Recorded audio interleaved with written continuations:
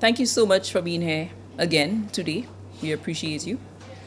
But as you know, this week is all things Julian Alfred. Tomorrow, we celebrate her homecoming, and I'm sure you've seen the calendar of activities. So today, it is no surprise to you that Honorable Kenson Kazimi is here to update you further on Julian Alfred homecoming celebration prep. Honorable? Thank you very much, Melissa. Of course, as we know, Julian Alfred will be coming in tomorrow. We're expecting her flight to be here at 1:56 p.m. For her to be greeted on the tarmac by the Honorable Prime Minister, Deputy Prime Minister, myself, and a few of the other individuals chosen by her. Make our way to the Jet Center for a few speeches. And then we expected to exit the Jet Center at about 3:20 to get the motorcade started about 3:30 tomorrow. We're certainly hoping that everybody understands that they are invited. Everybody's invited to the motorcade tomorrow. I'll say it again and again and again. The following day, which is on Wednesday, she will be at two schools, the one on the north, in fact, two venues, one on the east and one on the west. She'll be at the Larissos playing field on the east coast, and then she will make her way over to the Sufremidi Stadium on the west coast. During that time, we will still be expecting individuals to line the streets when she leaves Larissos on the way to Soufre. She will be placed on a convertible again, and she will make her way through communities such as Viewfort, Labrie, Choiseul en route to Soufre.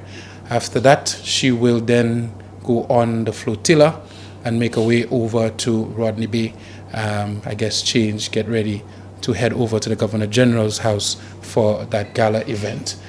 The following day, which is a Thursday, she will then go over to the Cicero Primary School, her alma mater, where a monument will be unveiled. Again, the public is invited. I think all of Cicero will be in that at that school for the unveiling of that monument for Julian Alfred. There will be other activities, private activities happening, including stop at the Olympic House, some of the private events with her sponsors, including First National Bank, where her medals will be on display on Bridge Street for the public to go out and see St. Lucia's first Olympic gold and silver medal. Thereafter, she will also have an event at Le Sport, another close sponsor of hers. On Friday is the big day, the concert event at the Darren Sammy Cricket Grounds. We're expecting to start promptly at 4 o'clock. It is going to be a holiday on Friday. We know that this is Julian Alfred Day, affectionately called Juju Day, although people are calling tomorrow Juju Day when she actually arrives. But on Friday will be the concert from 4 p.m.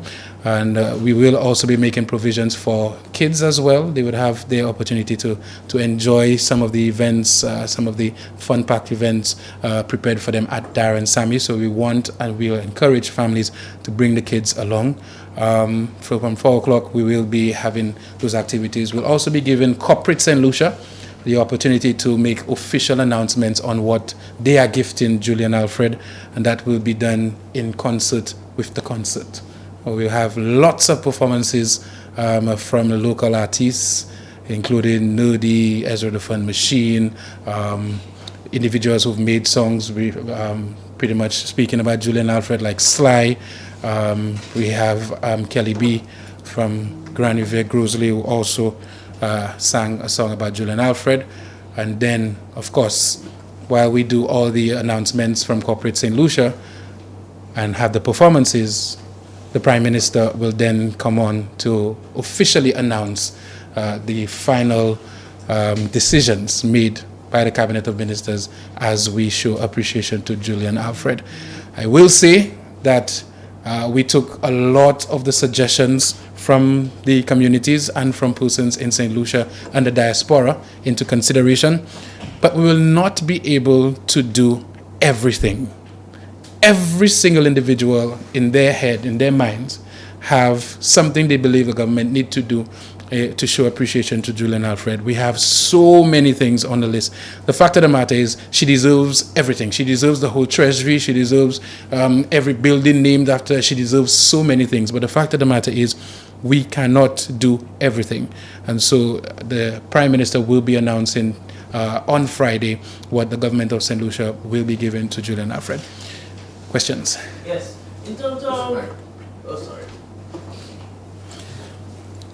Yes. In terms of the logistics of the Motorcade tomorrow, I know that there were not concerns, but certain statements made by certain officials saying that, to limit the numbers in terms of logistics. Now, I know that you've addressed that and you said everybody is invited, but how would that affect the logistics of the Motorcade? Yes, so when things are written, it's subject to interpretation. And when they are written and not very clear, you will have different individuals understanding it differently. The fact of the matter is, when Julian Alfred leaves the Uranora International Airport at about 3:30 tomorrow, she will get to Castries at a very busy time. It will be a time when people will be leaving work. It will be a time when people will be perhaps running from one building to the next. And we know the congestion in Castries. So the Royal St. Lucia Police Force, all they've done, the traffic department, should have done, was make an announcement that despite the fact that everybody is invited and will be part of the motorcade, the official convoy of about 40 vehicles will be allowed to pass through Castries, while the rest of the 80,000 vehicles in St. Lucia will be allowed to use a different route to then connect with the Julian Alfred official convoy for onward transmission to Grosley. This is officially what it is. We know that we have 17 parliamentarians, so we already anticipate 17 vehicles from the parliamentary reps only. And then when we look at the other officials, in terms of senators, in terms of individuals officially invited by Julian, we anticipate that that number will be about 40. So this will be the main focus of the Royal St. Lucia Police Force in terms of managing, including Julian Alfred. You will appreciate that Julian Alfred deserves special attention on that day and every other day for the rest of her life anyway. And so it's just a statement was made to sort of manage exactly how the convoys would be dissected. And so to make it abundantly clear, again, all are invited to join us at the Uranora International Airport all the way to Grosley. It's only when we get to Castries, some will be diverted to reconnect for onward transmission to Grosley. What's the route though? What is the route? What's the other route for the... They will be redirected by the Royal St. Lucia Police Force. I do not want to get... the traffic department has the exact route. I do not have my notes in front of me right now. And the worst thing would be for me to now go into the exact route and then make any slight error. So just to make it extremely simple and concise, we join at the Uranora International Airport. We'll commence at about 3:30, and the Royal St. Lucia Police Force will guide the traffic from thenceforth. So in terms of the exact route, I do have something in my head right now, but I do not want to err in any way, shape, or form for people to say, oh, but look, we join at 3:30. The Royal St. Lucia Police Force will then divert traffic as they deem necessary for a cohesive process throughout the city of Castries and onward transmission to Grosley. Right. The passage of the Julian Alfred, the bill, was a significant thing. But I also see that there's a clause in there for possible future holidays celebrating excellence. Now I'm going to ask you about that specifically. I don't want you to comment on how she has inspired our collective imagination and how sports is being utilized for further development across sectors, not just in sports, but across sectors. Absolutely. We had thorough discussions about the Julian Alfred holiday, whether it is something that we should do every year. And one of the decisions we made and one of the things we thought of is that Julian Alfred did something historic on a particular day in time, in fact, in the 100 and in the 200. The Julian Alfred Invitational is something that we have considered, and the ministry is going to work feverishly towards accomplishing once we have our state-of-the-art stadium back in the hands of the Athletics Association. The Invitational will be a global event, and we expect to have it on an annual basis to culminate or to signify the achievement that she made. We consider the economic benefits, downfalls to actually having it every year. And we felt that in terms of productivity, we are doing so well as a country to add another holiday annually would not be something that is beneficial to the country. But for sure, we need the rest of the world and, of course, the generations to come to really celebrate the day that we actually brought a gold medal, an Olympic medal, to the shores of St. Lucia. And so we will be doing something annually in that regard. To answer your question, the impact Julian Alfred has had and her accomplishment, it spreads throughout, across ministries. It has inspired farmers, young farmers that perhaps before didn't believe that they could be a professional farmer on a high level, to really start honing in on their craft. Because the story is one of perseverance, hard work, and commitment, and sticking to a task. And so we have individuals that are athletes that really want to emulate what Julian Alfred did, persons in the arts, singers, dancers who believe that if they work hard, they can get that level of international appeal. And so we encourage every single one of them to do their part and to continue to work hard on their craft as they improve as individuals. I will add that we do have a sports policy as a ministry that will be coming on stream. PS indicated to me that the deadline would be the end of this month for me to have the document on my desk for onward sort of consultation with the sports environment, sports stakeholders, and then onward to Cabinet of Ministers and the Parliament, so we can officially legislate what the awards are for Olympic athletes, for winning an Olympic medal, and have everything as it pertains to sports as a legal document on how we operate in this country. So just to get it clear, moving forward, Julian Alfred will be an annual observance, but not necessarily a public holiday. Not necessarily a public holiday. In fact, not a public holiday. We as a ministry and as a society will come together to annually observe what she has done through competition and the likes. And the idea is to have a global event annually once we have the facility to host it. Mr. Minister, you said that there was a limit to the agenda of what you could put in. But the highlight on the SNOC as the main athletic body, sports body, and also the SNAA, the Athletics Association. You mentioned the flotilla. Would there, like some athletes would be involved in that to at least give some credence to a sport, to athletics, to as an athlete, some of the athletes get to be involved? Well, again, we've invited everybody to be part of the activities. We did not go into any specifics except to invite the other Olympians who were in Paris with her to come home, and of course we were prepared to pay for their accommodation, their flight, and everything to be part of the festivities.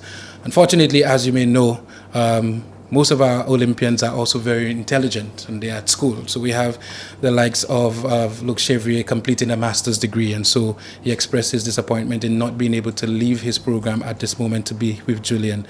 We have the likes of John Adam Smith, who suffered an injury, and so he won't be able to actually be at the event.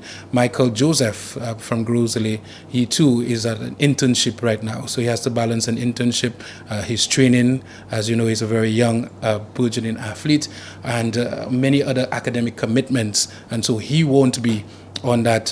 We wouldn't make that trek to be part of the festivities. But each individual, they've sent in their representative, whether it's a family, a father, a friend, to represent them at that activity as well. And of course, announcements will be made about what they will receive for being part of that historic team of Olympians. In terms of the Athletics Association, her club survivors, they will be involved in welcoming her when she hits that tarmac, in terms of presenting a bouquet of flowers to her. at the SLOC. We also expect them to be present, as a contribution will be made to them from a local sponsor, local corporate sector entity, and so they will be awarded with monetary support for now and the distant future, and so they will be involved as reflective of her club in terms of athletics. Of the new female president of Mexico, and Mexico and St. Lucia are very close ties, and I return to St. Lucia on Saturday. Of celebrating her. Now we know that the public really wants to showcase their support, but at the same time I know that there must be a balance in not exploiting her at the same time. So speak to that. How can we celebrate her but not exploit her? Well, immediately when I came from Paris, one of the first things I saw was I will a particular bank traveling, not really her sponsor. I saw an emblem of that bank with her likeness, her image, and her sort of promotional activities get towards that bank. And then of course, I go to we are entering into a realm that has never been seen before in our history, and so I think an education sort of outreach needs to be made to, especially the corporate sector. The fact of the matter is, most of the corporate sector organizations, they know. Some of them don't. Some of them will adhere to the laws, but Julian Alfred, has an agent that is very observant, and he is one of those. He's already in St. Lucia, and he is one of those really managing what actually happens as it pertains to corporate sector organizations using her likeness. As it pertains to small businesses in St. Lucia, it's pretty much been a free-for-all since she won. So everybody's printing their T-shirts, everybody's doing what they need to do. We are a third world country, and we encourage people to try to use whatever small business that they have to get income. But I will encourage them also to gravitate towards what those laws pertain to, as it pertains to her likeness and image. If you ask Julian Alfred, she really don't care with too much of that. She pretty much wants everybody to benefit from her activities, but we as a nation, we are in uncharted territories, and so I think an educational campaign needs to be implemented in terms of the use of her likeness going forward.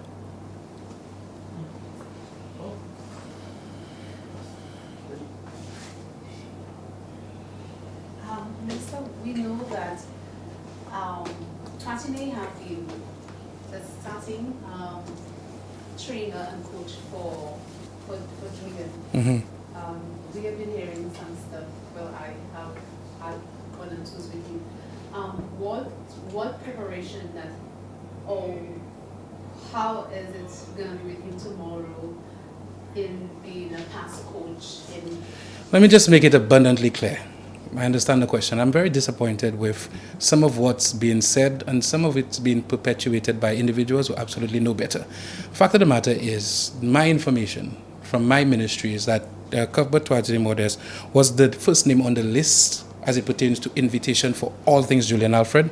And my information is that that effort and extra efforts were made to ensure that he was hand-delivered his invitation. Efforts were made via email as well. And for a fact, very early, very, very early, it is absolutely crazy for anybody to believe that there was no outreach and invitation for Cuthbert Twatine Modest. Julian Alfred was asked to submit a name of persons that should be at the Jet Center. The first name on that list is Cuthbert Twatine Modest.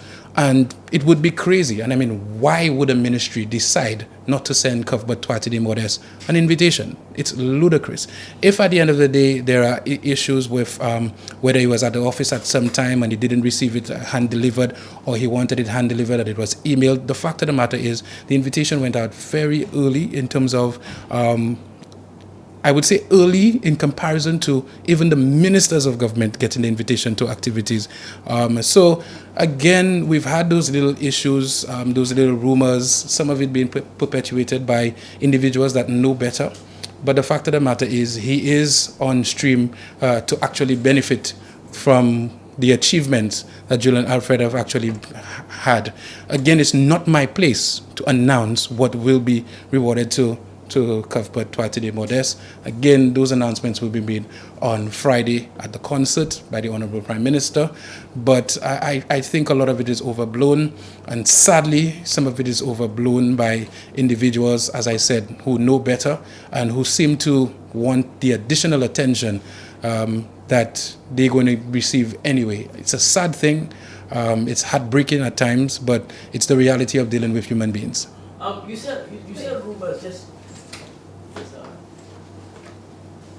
I don't mean to perpetuate rumors, but you said rumors. I just need some additional context. What are some of the things that have been said? I mean, people were saying that we have not invited Twatine. Twatine did so much for Julian Alfred, and he's up to now he's not received an invitation. I mean, the conversation last week was how the invitation would be delivered. So it shows that there's a level of pettiness. There's a level of pettiness purported by individuals. Or it wasn't hand-delivered, or they sent it via email, or, I mean, just peripheral things other than the fact that an invitation was created, was put together and delivered to that individual. So as a minister, I won't gravitate towards dealing with those personnel issues at my ministry. That's the responsibility of my PS. And so the feedback the PS has given me was the fact that every single effort was made to get that invitation to him very early. And it would be ludicrous for the ministry to have done anything other than provide him with an invitation to attend those Julian Alfred activities. The other thing is, there are some private events that are organized by First National Bank, or the SPOR, the Olympic Committee, that would fall outside of the purview of what the ministry can do. I cannot tell the SPOR who to invite to a gala event, nor First National Bank, not even the Olympic Committee. But every single activity that falls under the ambit of my ministry, Cuthbert Tratini Modest has been invited to. But isn't he a coach? Isn't he associated with the ministry as a coach? He is associated with the ministry as a coach. He definitely is associated as a coach, and at the end of the day, that's what I speak of in terms of he being at the ministry on his desk, and whether or not the invitation is placed on his desk, because it just sounds so petty. The fact of the matter is, coaches are not expected to be at the desk. If you're a coach and you're at the desk, you should be fired. You should be there very, very briefly, and as a coach, it should be difficult for me as a minister to actually get you, because it means that you're paying attention to the athlete while the athlete is doing something or demonstrating a particular move. So I don't expect you to have your phone next to you. So, I mean, this is as petty as it gets for me as a minister, and it's not something that I'm going to gravitate or waste my time dealing with, considering the overall development of sports in St. Lucia is my main priority. We just donated so many sporting equipment in terms of gym equipment. We opened up a gym at Darren Sami. We are bringing in brand new equipment at the Minder Phillip Park. These are the things I concern myself with as a minister. At least one more question from me. St. Lucia Kings, we've seen the mature performance of Aki Mogis in the setup, stabilizing Indians, putting on decent scores, even if not over 50 yet. Speak about that opportunity for St. Lucian young cricketers. How have the Kings provided an avenue for them to grow and expand their skill sets? Him and Shadrach Descat as well. Absolutely. Both Aki Mogis and Shadrach Descat have been performing very, very well at this year's CPL. In fact, St. Lucia is doing very, very well. We're expecting to bring that trophy home to come to pretty much complete a very successful and historic year for St. Lucia. We've had a number of discussions as to whether or not Aki Mogis should be so early into playing T20, but the level of skill that is displayed by him in terms of patience, application at difficult wickets, it's above his age and maturity so far. So we've seen him performing very well, and the T20 game is evolving. Right now, individuals could retire hurt if they have not been pushing on to meet the score that was decided before even the innings started, and so we see him coming out and not even complaining that he's been pulled out strategically by the team. But we do want to give him that opportunity, though, to really see if he can press on and use his technique that he uses very well to not necessarily hit sixes, but rotate the strike and score boundaries and ensure that the score keeps ticking. It's something that is a very integral part of the game that we need for him to develop into. But his maturation has been amazing, and we are looking at a future captain of the West Indies senior team and somebody that we expect to be in the setup as a permanent fixture. I have a question. I know the Prime Minister announced we need our infrastructure, but it seems sports has now taken over this year so far. How serious is your ministry aiming to get the next Julian Alfred? Very serious. We are about to embark on lighting 12 playing fields in St. Lucia. So we know that it is important in terms of finding the next Julian Alfred for facilities to be available to athletes. So when you take a position to develop 12 playing fields, it really means that you've expanded the likelihood of discovering a Julian Alfred, whereas the activities would have been done from only, say, about 4 o'clock to 6 o'clock. Now you have individuals training and being involved in just racing each other beyond those hours. So the propensity to actually discover athletes are expanded exponentially by developing playing fields around the island. We're looking at playing fields including Auger playing field, that's Labrie, Vieux-Fort area. We're looking at where Graniver is getting the lightings as well.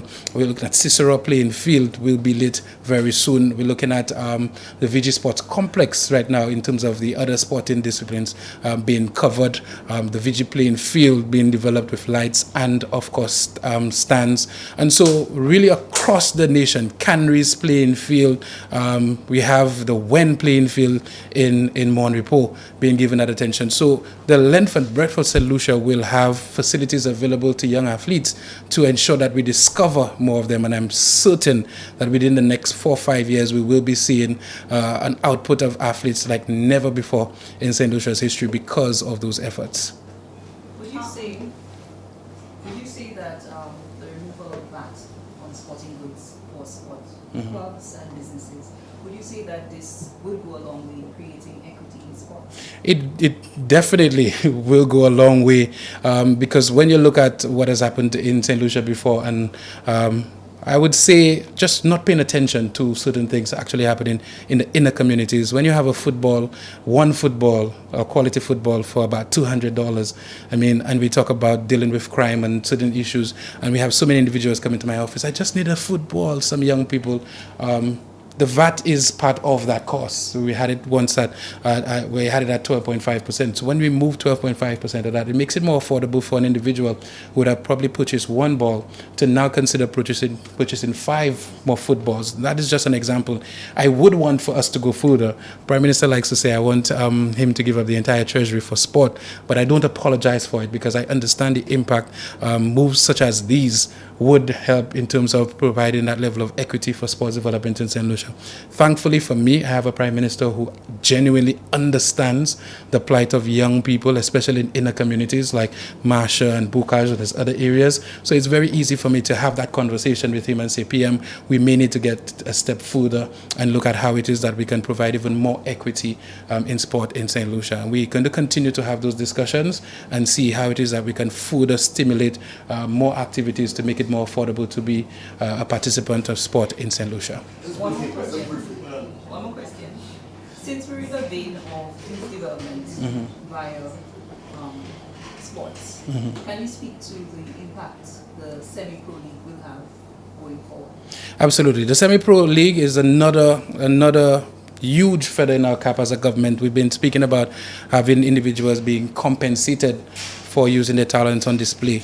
And we are seeing a number of individuals that had already given up on the sport of football coming back to the fields. So it means that individuals that would have been on the blocks, they're now meaningfully engaged in training, which is why it is so important for us to develop so many playing fields on the island. I forgot to mention the Choiseul playing field, another community that loves cricket and is developing their football talents with some athletes, historic athletes coming out from that community.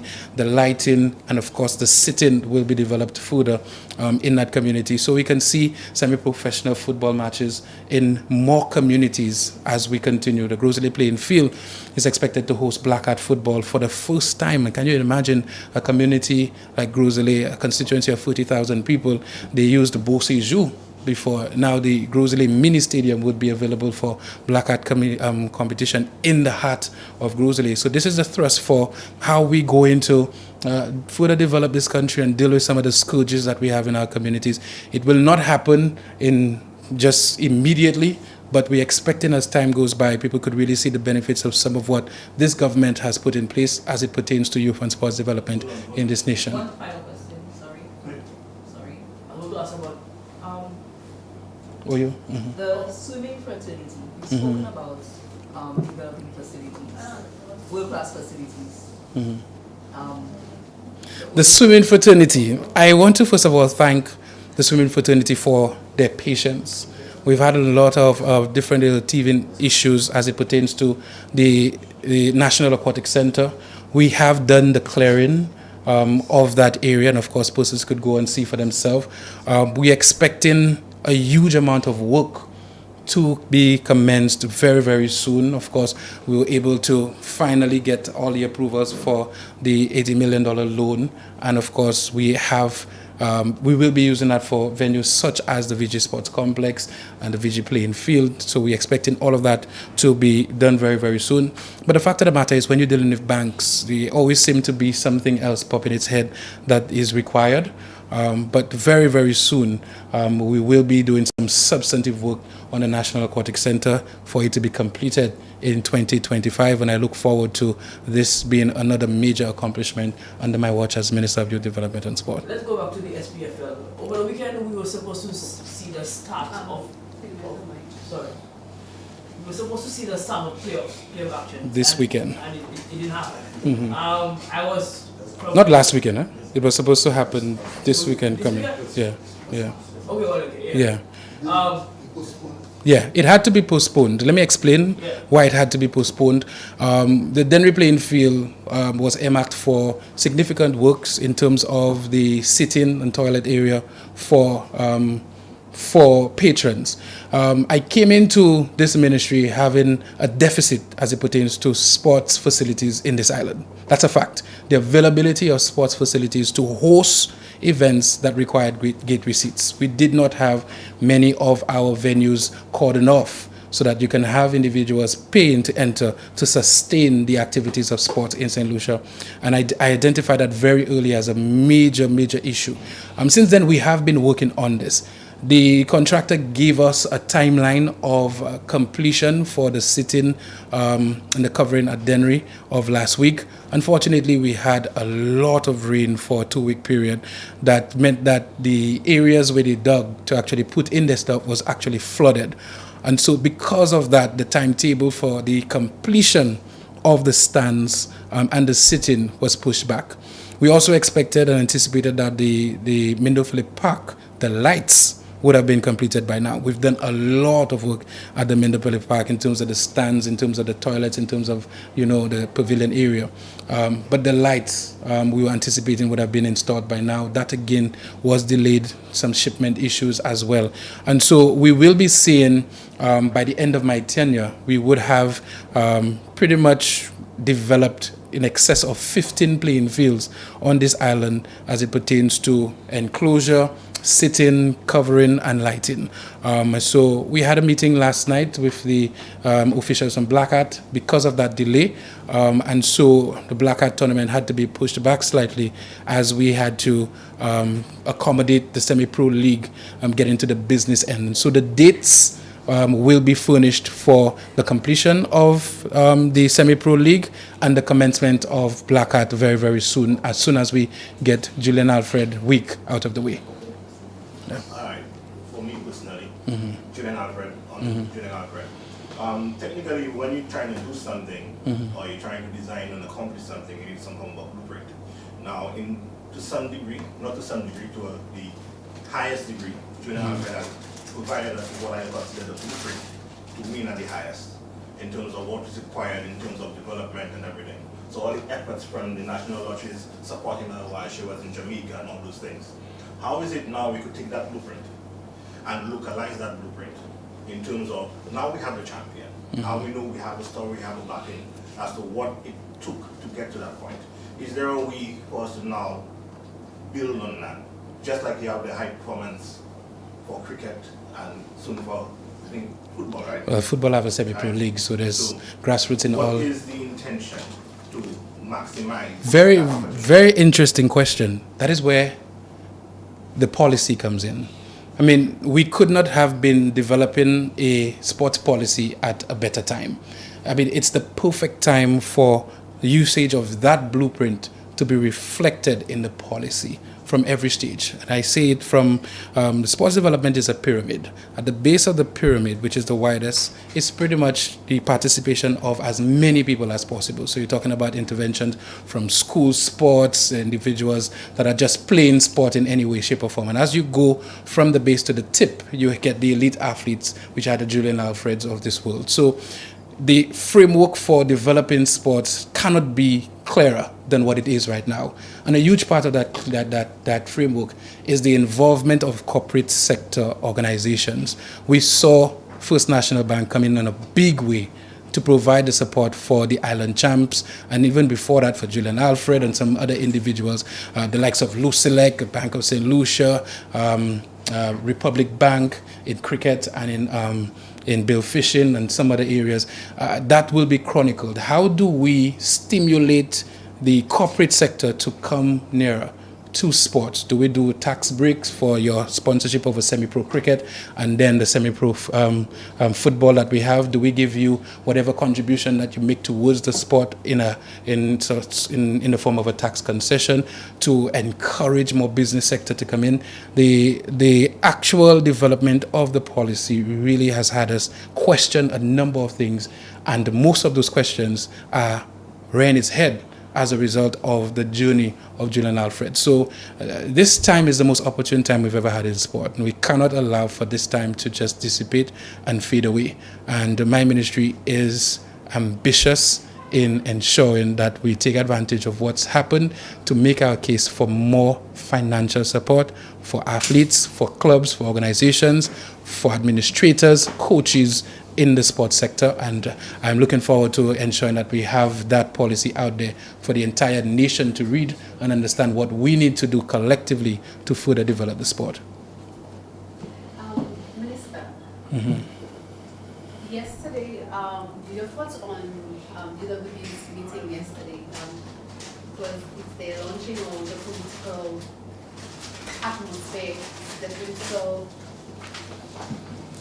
stand-up. So what's your views on that? And when it comes to politicians being careful as to what they say, the hatred, I'm always very fascinated when somebody asks me about what the United Workers' Party is doing, currently doing, or strategizing, simply because if you ask anybody about Bibi, they will tell you even in sport, Bibi focus on what he is doing, what he needs to do, and what he said he's going to do to make sure he fulfills the mandate of whatever he is doing. So to be very honest, I have not looked at a second of the UWP's rally, except for being on Yadi's show this morning and seeing a bit of what has happened. We had the netball, the ECCB netball series launched on Saturday. I had to be at Darren Sammy on Saturday night and then return the following day on Sunday to take in some of St. Lucia's performance. And to be very honest, the night was spent at a rally in Grosley with the women, spending time interacting with them and further formulating what we need to do for Julian Alfred for this week and going forward. I'm one of those who focus on the constituency, and I'm one of those who don't really care whether people are red or yellow or in between. I focus on individuals in my community and the overall development of my community. Persons ask me all the time about who's going to be running against me, and they've not heard me mention anything or say anything about anybody or post anything about anybody. Anybody who knows Baby knows he's been that way for his entire life. He's focused on what he has to do for the community, the constituency, and I dare say in only 3 years, my track record and what I've been able to accomplish is at an historic level. And I do hope that under this year of infrastructure, which has not allowed me to burst one bag of cement so far, that I can further do what I need to do in my communities, ensure that the Grand River Community Center is complete, ensure that there's lights on Moshi, ensure that there's lights at the Grand River playing field, continue to develop facilities, green spaces for young people, and to just really execute on behalf of all the people of Grosley, every single individual from Grosley. So at the end of the 5-year term, I will remind people that, some people act as if the election is next month. We've been in government for 3 years. There's a lot I still want to accomplish. But generally, I've been focused on what I need to do for my people in my constituency. And whatever is said at rallies and what is reflected, people generally stop me and tell me. And that's how I actually find out what is going on in the other camp. But I'm focused on Grozile and Joe Grozile and further developing as a people together. Okay, I have a question. The ECCB recommends leveraging sports to expand the economy, right? Especially following Julian Alfred's success. I'm so happy they said that. I'm so happy they said that. They're saying this would require building out sports infrastructure at the national and community levels. Where would you say that this government falls according to this? It's amazing that after 3 years, the ECCB in their analysis would sort of provide that level of vindication and comfort for what you've done and you started from the day you were elected as a sports minister. Leveraging sport to further develop a country, a nation, a community is something that I've believed in from day one. It is why the Prime Minister will say openly that the Minister of Youth Development and Sports wants to use the entire treasury for sport. It's because I will continue to lobby for more focus on individual athletes, for coaches and administrators to take their pride and their accomplishments away from the whole ambit of developing sport and realize that the focus has to be on the athlete-centered development. And so when we decide from very early on that we are going to get $80 million to invest in sports facilities, to include the Darren Sammy cricket grounds to make it a world-class cricket ground, the Grozile playing field to turn it into a mini stadium, the Mindo Phillip Park to ensure we have proper lights, the Masha grounds to ensure we have a proper surface lights and seats, and another further 12 playing fields, including the VG playing field, to ensure that we have lights there and ensure that we have proper seating covering the VG Sports Complex for court sports, including basketball, netball, volleyball, ensuring that we do all those things. This is how we develop sport on the island, to ensure we have proper facilities and, of course, proper programs from every single affiliate association, because the government provides the facilities, but the actual development of the sport is the responsibility of the association, the administrators, the coaches. And so when the government provides you with those facilities and finances for different tournaments, for traveling, for supplements, for nutrition, for psychological assistance, it is incumbent on all and sundry to come together and develop sport. And I'm very happy that the ECCB have that in a policy, in a suggestion and a recommendation to St. Lucia, because that is the exact thrust we have had from day one in this country. So since the $80 million loan was guaranteed, right, part of that loan was used to refurbish the Darren Sammy cricket grounds. There is a school of thought that $80 million towards sports is a drop in the bucket. Why? It's a drop in the bucket that because $80 million should be used to go towards education. Is one school of thought I've heard. Can you speak to have we seen the benefits of rehabilitating the Darren Sammy cricket ground in terms of sports tourism, etc., and its trickle-down effects, Airbnbs, etc.? Absolutely. Let me just address the first part in terms of $80 billion. I personally believe it's a drop in the bucket for sports development in a nation, but it is a drop that we did not have before. And so I appreciate it as the Minister of Sport. The fact of the matter is sport facility development is something that is very difficult, time-consuming, and subject to, of course, global shocks. So when you look at developing the Darren Sammy cricket ground, it's a ground that at the end of the day, people have been bloviating about in terms of its beauty and what it presents to cricketers, the cricketers on the field, and of course, the environment on the ground in terms of the fans. People speak to wanting to come to St. Lucia to just experience people chanting the national word. That's a fact. The experience at Darren Sammy is like no other. And so, in terms of the actual sports tourism, it's still called the Darren Sammy Cricket Grounds, and it still holds weight that people believe that this has to be a ground that they have to visit once they get to St. Lucia. It's also a ground with the only lighting system that allows for this entertainment show that we did during the World Cup, and that persons want to see that because it's the only one like it in the entire region. In addition to that, we are in a position now where this government can make any pitch to host any sort of cricket in the world. The World Cup, regional tournaments, we are hosting England. England is coming over in November. And most importantly, we are now about to have discussions about St. Lucia hosting a CPL final. St. Lucia's never hosted a CPL final before, for those of you who do not know. And now we have everything in by way of a facility that would allow us to host not just matches, but host the final. The final is a global event. We're looking at 300 million people casting their eyes on St. Lucia. And this is the direction we are going to right now. And so when we look at the investment in a place like the VG Sports Complex, which is the next step in terms of a major facility that this $80 million loan that was guaranteed by government will be used. I mean, we've been talking about an upgrade of VG Sports Complex since I was in sport. I mean, I'm talking about Form 1, Form 2. I don't want to give away my age, but we've been talking about the complex, and the complex has looked that way for all of our adult lives. And finally, by the wisdom of this Minister of Finance with the Minister of Youth Development and Sport, we're actually going to have an official upgrade of that facility to allow for us to deal with weather patterns. When it rains, individuals don't have to run away. They can still ply their trade and further develop court sports in this island. So I'm very proud of our investment. I'm still going to be going to the Prime Minister to trouble him for some more financing for athletes in this country. Okay, final question. All right. You don't want to give away your age, but that's fine. You want to give away your age on this one. Growing up, naturally, our taking the crates, putting it in the middle of the road, taking a piece of wood. Wule Laba You know, Wule Laba, tipping your ball. to Tibet, It goes in.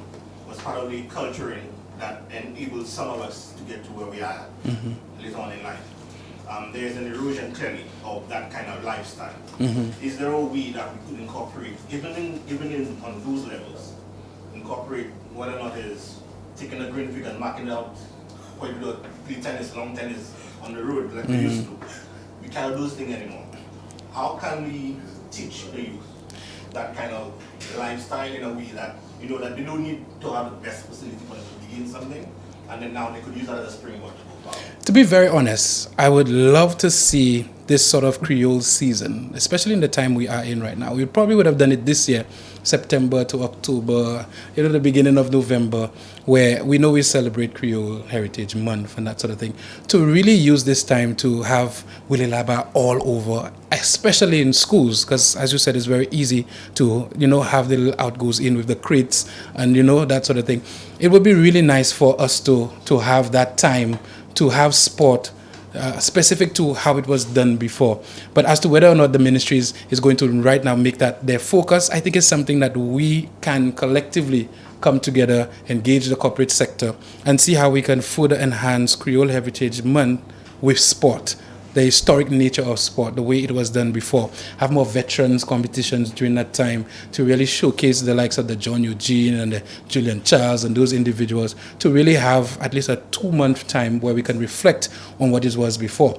I would want to encourage having things like skipping rope and Chinese skip and those little games as well, so that we can really encourage, even at the schools, young people to move more. Because when you had those games, jumping in terms of Chinese skip and that sort of thing, that's a huge cardio activity, and we don't see it very much at school. So that would be an opportunity for us to have it throughout the month of September, October, and early November.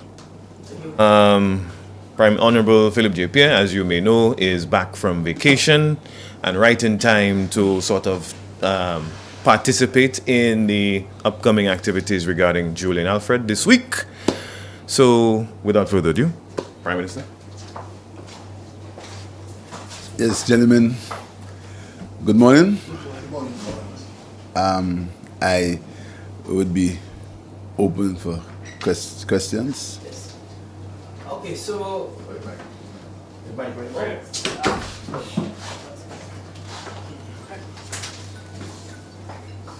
Well, before we start, I'd like to read a statement, a tribute to the Honorable Arnaud Francois Valmore, who was a renowned businessman in St. Lucia. On behalf of the government and people of St. Lucia, I'd like to pay tribute to the late Honorable Arnaud Francois Valmore, CBE SLC. His contribution to the social and economic fabric of St. Lucia is unparalleled, as he dedicated his life to the empowerment of his fellow citizens. Mr. Valmore's journey from establishing numerous successful businesses to employing thousands of St. Lucians was marked by a commitment to the advancement of our nation and to entrepreneurship. Through A.F. Valmore Company, Atwell Dalgation Company, St. Lucia Limited, Windward Islands Gases are some of his ventures. He provided meaningful opportunities for employment and economic growth. His leadership as president of the Chamber of Commerce was transformative, setting the foundation for modernizing business practices in St. Lucia. As a former member of several social clubs, including the Castries City Club and the Rotary Club, Mr. Valmore worked towards building a stronger community. He was selfless. He helped pay civil servant salaries during a critical part of our nation's history. And his charity was extended to schools, training programs, and soft loans to aspiring entrepreneurs when traditional banking systems were inaccessible. His legacy as a role model to young entrepreneurs and a staunch nationalist will continue programs to inspire generations to come. Aspiring entrepreneurs. St. Lucia has lost a giant were inaccessible. His memory will forever be etched in our hearts. May his family find strength during this time, and may his soul rest in eternal peace. Personally, I know Mr. Valmore pretty well. I actually, when I was in the business of auditing, I actually worked for him for several years. So I have a very personal relationship with him. I was at his 100th birthday party and also at his 104th birthday party. And I can attest to his frugality and his ability to handle money carefully. I can attest to that. Mr. Valmore was also a very wise man, very wise and always ready to give advice, to give counsel. He could never be called a selfish individual. And the time when he progressed was a time when St. Lucia was coming of age, the time when the whole business area was being managed and promoted by St. Lucians. So Mr. Valmore was involved in diverse businesses. In land development, a company called Valmore Development Company. In fisheries development, in the marine industry, he was the agent for a Yamaha. He was also in the car dealership. He brought in, he was novel again, he brought in a car called the Russian Polski. That was brought, Mr. Valmore was the agent for that.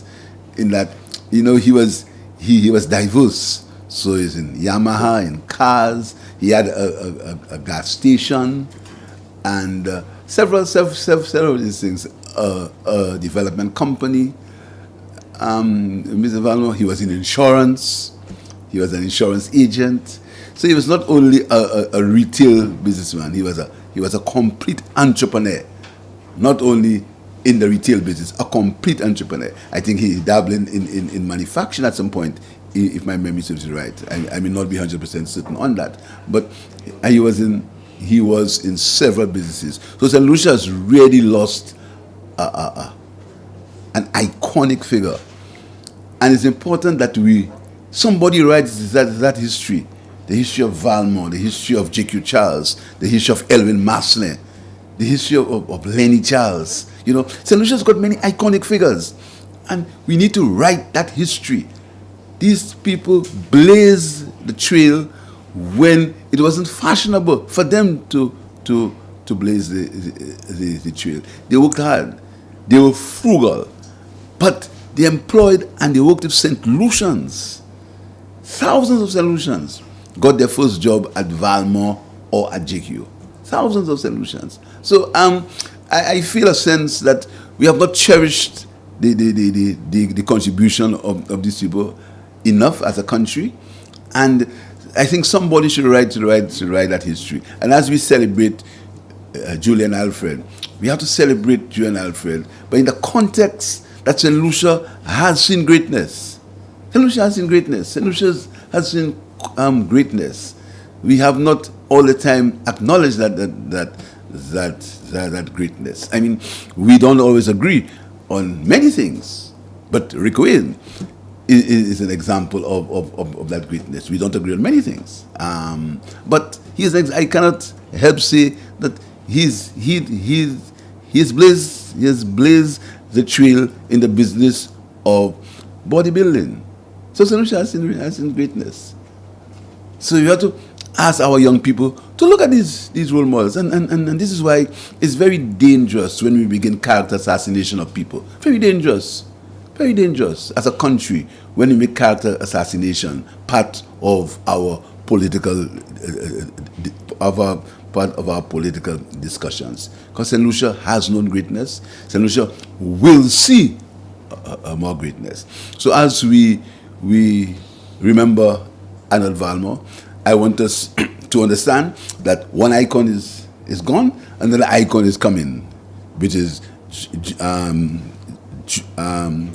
Julian Alfred. So one is gone, and another is coming. So let's celebrate. Mr. Valmore's funeral is on Saturday. Saturday, his funeral is on Saturday. So we hope that St. Lucians pay rightful tribute to Arnold Valmore. Yes. Moving towards Julian Alfred, coincidentally, or maybe it was planned that way, Julian Alfred Day also falls on World Tourism Day. Speaking of her impact on St. Lucia's image as a sports tourism icon, how have you, let me rephrase that question, how has she put St. Lucia on the map in that regard? Well, I'm sure you know that the day when she won the race, and she had the second searches on Google, which is good enough. You see, we have to understand that Julian Alfred, she is a global figure, but she's a global figure, but she's a person. She has her own personality. She has her own style. She has her own way of doing things. So we have to remember she's a human being.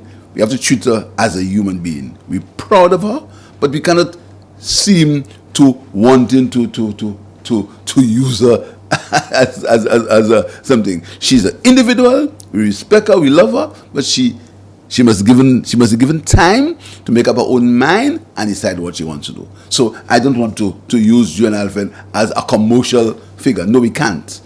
We have to respect her. We have to cherish her. But she has to have her own independence to decide what she wants to do.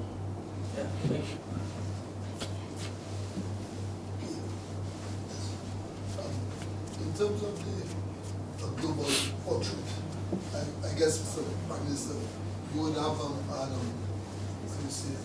commendable reports from other global leaders. Oh yes. I'm a very proud Prime Minister. I can tell you, very proud Prime Minister. I was in North Carolina last week, and people there, about Julian Alfred. I meet people on the plane all the time, and they very, very, very proud Prime Minister. Very proud. Apart from the fact that the ECCB is forecasting growth of over 5% this year, makes me even more proud. And apart from that, we have the lowest unemployment figures ever. I'm very proud. I'm a very proud Prime Minister. I'm very happy with St. Lucia. I'm very happy. I'm focused. But I will be traveling on Saturday. I go to New York to speak to St. Lucians in New York. We have a discussion with them. Then I go to Mexico I've been invited to the inauguration of the new female president of Mexico. And Mexico and St. Lucia have very close ties. And I return to St. Lucia on Saturday. But most importantly, I go to speak to St. Lucians in New York. Just quickly, Export St. Lucia has been doing a lot of branding the Lucian product. You think this is a good time for trade? Yes, in CMOS. Lucia has a lot of products that are unique to the outside. You see, as I said, it's a good time to be in St. Lucia now. It's a good time. St. Lucia is in a good place. We're in a good place. And I want to congratulate the people of St. Lucia, the entrepreneurs, the people who have confidence to expand their businesses. This is happening right now as you speak. St. Lucia is in a good place. And in terms of housing construction, I mean, the cement finishes as soon as it arrives. So we are in a good place. We are in a good economic place as we speak. What we need to do, we need to ensure that we keep that growth going and keep our fingers crossed that there are no climate events. We have to keep our fingers crossed that there are no climate events. But in terms of the economy, we are in a good place. We are in a very good place. We have not arrived as yet, but we're in a good place. Youth unemployment is at its lowest. Historically at its lowest. Figures that were confirmed by the ECCB. The ECCB is not a political organization. The ECCB, as I said before, the governor of the ECCB is not appointed by a prime minister. It's appointed by the Monetary Council. And if you read, and I've always asked people to fact check, if you read, the ECCB is one of the most independent institutions in the region. It's an independent, the ECCB evaluates figures. Doesn't deal with anything else but figures. And the ECCB figures are testimony to how St. Lucia is doing, apart from our own figures. So I'm very, very, very optimistic about St. Lucia, about the future. I'm very optimistic. I mean, last week we did a revolutionary thing as far as the commercial laws are concerned in St. Lucia. We passed an insolvency act. It was an act that had to be passed for 12 years ago. We started with labor, and this is novel. So right now, we have a space where a businessman who doesn't do well, I don't want to say fail, he can come back again. He can return to business in the Insolvency Act. We protect people's homes. That is something that we needed to do. It shows how we've modernized our country. We pass a cooperative bill for cooperatives. You may recall I made the Minister of Commerce minister in charge of cooperatives. So again, we are modernizing our economy. We passed the movable assets bill where you can monetize your receivables, your machines to borrow money. A modern economy. Then we have the youth economy, where we are dealing with young people. Then we have the micro and small business loans. So an economy that's modernizing. And in fact, our investment climate has never looked so well for a long time. So these are tangible things. These are not things people thinking about or people are imagining. These are things that are there, they are real, they can be touched. So as far as I'm concerned, I'm very excited about the prospects of our country. Very excited about the economy of the country. I'm very excited. We have, as I said, climate events are an issue which we can't avoid, but we have to try to mitigate against them. You may have noticed that the West Coast Road work is slow, the Millennium Highway, but that's happening, and work is going on the West Coast Road itself. I don't know if you've noticed that. The road from Cul-de-sac to Soufre, that work has started. We're doing work on Chaussee Road. You may have noticed that, Chaussee Road, but we have to deal with the infrastructure first. So we're getting rid of the pipes, and then we are resurfacing. So and many roads are starting. Our housing boom. We put $20 million at the SLDB, which we ask civil servants to go to borrow. Any mortgage of $400,000 or less pays no stamp duty. And further, so if your house costs $1 million, you only pay stamp duty on $600,000. So that's how I'm saying. So to tell you the truth, I'm very excited. I am extremely excited. Just one quick follow-up. Yes? As you mentioned housing, you mentioned the construction boom with housing, but one area of concern is social housing. We haven't had a low-cost housing development plan for a while. What in terms of housing development? You see? Development that's I even forgot.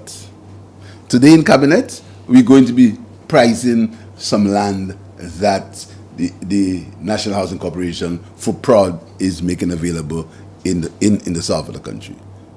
That's what they call social housing. We're going to be pricing it to get the price for it, right?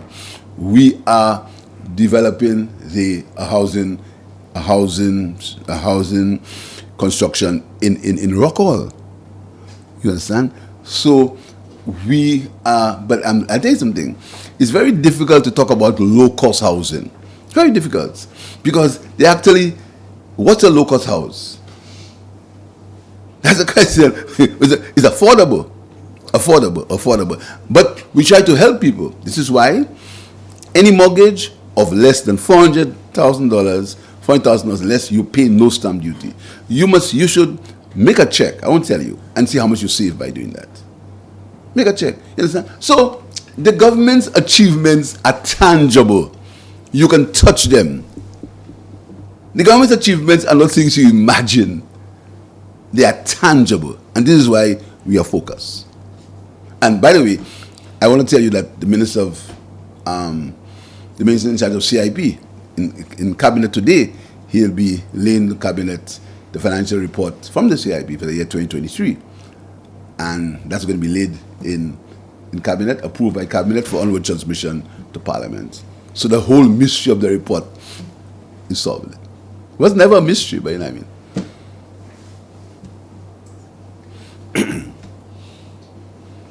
Last night we saw UWP launching their Oh, they did? political campaign. They did? Yes, they did. Oh, I wasn't aware. Yes. I know that you said that you don't really look at those things. No, I don't. Media. I don't, no. A number of candidates who were launched the last night. We saw Castries Central. We saw as well Castries Southeast. A number of them were mentioned. What's your take on the number of what's your take on that? Because you're only 3 years into governance. Also, what's your views again as to politicians name calling, being a battleite when it comes to being on the platforms? Well, first of all, I am not very focused on what the opposition is doing. The opposition will do what they have to do, and then do what they have to do. I'm focused on the country. I'm focused on developing this country. This country has made me its prime minister, which I'm grateful, through the people of Castries East and the majority of members in parliament. So I'm focused on doing that. I'm keeping my eye on the prize. I'm not getting diverted. And I'm getting results from doing that. Tangible results which you see for themselves. I believe that no one, even if they want power, should try to destroy the country.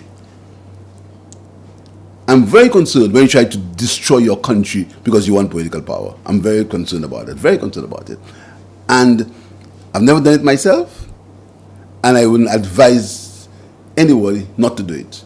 Because when you hold a tire, when you hold it, it's difficult when you have to pull it back. So short-term political gain is winning an election, but running the country is different. So I would advise no one to get involved in destroying the country. As far as name calling, I don't know if you heard me recently. I'm a reformed man. I mean, have you ever heard me? I mean, they say what I say. They can never say what I say. I've challenged them. Go on tape and say what I say. I don't mention anybody's name. I'm a reformed. I'm speaking about my country. I don't mention people's names. I don't call people's names. I heard somebody told me, sending me a tip about some lady, some defeated candidate, called me all kind of names. I mean, I feel sorry for her actually, because I mean, when you in that position, you have to reform, but you don't go ahead. So I'm ready. I'll tell you something. St. Lucia is in a good place now. St. Lucia is in a good place. And St. Lucia is in a good place because St. Lucians are working. We have something revolutionary. We're going to have a minimum wage. Somebody sent something for me about some person who was analyzing the economic down. I'll tell you something. There's something called intellectual dishonesty. Now, intellectual dishonesty is almost like a plague. When you get caught in it, you continue doing it. And somebody said something about somebody criticizing, saying businesses will close down because of the minimum wage. That's a political issue. I mean, really? Jamaica has a minimum wage. Trinidad has a minimum wage. St. Kitts has a minimum wage. Grenada has a minimum wage. St. Vincent has a minimum wage. St. Lucia is the only country without a minimum wage. Did these countries collapse? Of course, there must be some economic adjustment. Of course. But for my legal knowledge, I can tell you, a minimum wage improves the propensity to consume for the lower income people. And when they get more money, their propensity to consume increases. So they buy more. So when they buy more, the multiplier effect comes into being. So there's more money in circulation. That's my simple knowledge. I read some analysis which I don't know where it came from. But I'll tell you something. Let us stop looking at the glass half empty. This is our country. We are fighting. Well, I'm not fighting. We are trying to get political power. The people are going to decide that. Nobody else decides it. The people decide it. So you try to convince them, yes. But this name calling and this misinformation and this constant lies and things that are not true, let's stop it. I want to work with the opposition on climate events. I want to work with them on crime. I want to work with them. I want to work with them on having a certain level of decorum in the politics. Certain level of decorum. That level of desperation is not good for the country. Because I want to live here. I'm a product of St. Lucia. I have nowhere else to go. I have one passport. I have nowhere else to go. I want to live here. So even if the government changes, I want to live here when the government changes also. I just want to say, let's keep focus. Elections are due in 2026. And by the way, the only person who calls elections is me. Yes. I forgot to mention that you have an opponent. I do. Yes. Wow. You do it very well too. No, I don't. Yes. You may not believe it, I don't. Yes, PM. In the person of Chico. What's his name? Chico. Okay. Yeah, first ex-controller of customs. Yeah, the ex-controller of customs. Are you anyway threatened by that? I am threatened by anybody who runs against me. I deal with people. I'm threatened by them. I take all my opponents, I treat them with respect, with dignity, but I take them seriously. So, that's it. I tell you something. When you've won a seat 6 times, there's certain confidences that you have with people, certain linkages that you have, right? Now, it's going to be the same old campaign. That campaign has gone against me for years. I mean, the same old campaign. Because as far as I hear, some of the people involved have always gone against me. There's nothing new. They've always been against me. Always. You understand? So what I'm hearing is actually It's the same change of name. I can give you some names, I can give you some names of the people who are going to be in that campaign. I can tell you what they'll say before they start saying it. You understand? But I respect them. I respect all my opponents. I respect the people of Castries East, and I hope they don't continue on the trend that they've started. But I'm not going to get involved in that. I'm not going to get involved in that. There's a trend that has started. I hope this doesn't continue. But I'm not going to get involved in that. You understand? A trend of lies already. But I respect my political opponents. Romanas Lansuk and I, we became very good friends. Very, very good friends. And Romanas and I had some tough battles. But there's always a level of dignity in it. We became very, very good friends. The lady in New York, we are very good friends. But the level of dignity. But I am not going to go into the gutter. Never. So you don't have an opinion on your candidate, your opponent's career as a public servant, and how it I'll tell you something. I don't want to talk about that, because somebody sent me a tip about what this gentleman said. I wondered where he was. I wonder if I was not here, if I was dreaming, whether somebody had took me out of my bed or something. I mean, when I listened to that, I wondered, where was I? Where was I? I tell you something. You see, you know what keeps me going in my politics? My conscience. Don't keep me going in politics. And that's why I've been successful in my politics. No matter what they try against me. No matter what they say about me. My conscience. My belief in God first, and my belief in people. I believe that people are basically good. And that has worked for me in all my life. You understand? It worked for me in my life. So I don't worry. Once it's not true, I don't worry. I heard this gentleman say a few things. Or I didn't hear. They sent a tip for me. I was wondering, where was I when that happened? Complete fabrication. Complete. Example. I was in court with Ernest Hilaire to pervert justice. Never happened. Never happened. I was not there. That day I was not there. That never happened. What can I say? Never happened.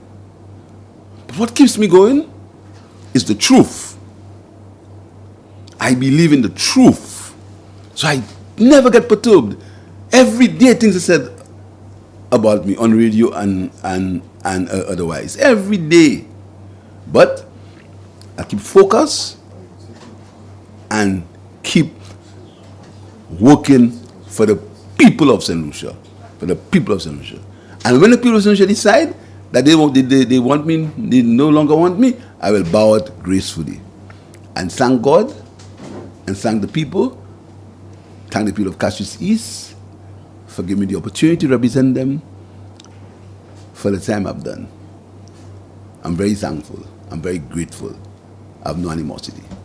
Okay? One last hard one. The opposition has the prerogative to run their party however they choose to. But maybe somebody might have shared with you a tape of the chairman yesterday, the opposition's chairman. What's his name? Who is he? I think his name is Mr. Prudent. Oh, that's a guy who was in our party. Yeah, the guy inside of it, right. He says that the part of the criteria for UWP candidates election is basically fealty to the... Is what?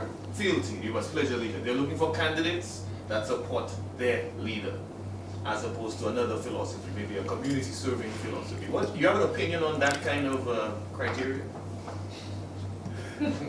Do you know to support, to be in any position in North Korea, you must support the leader?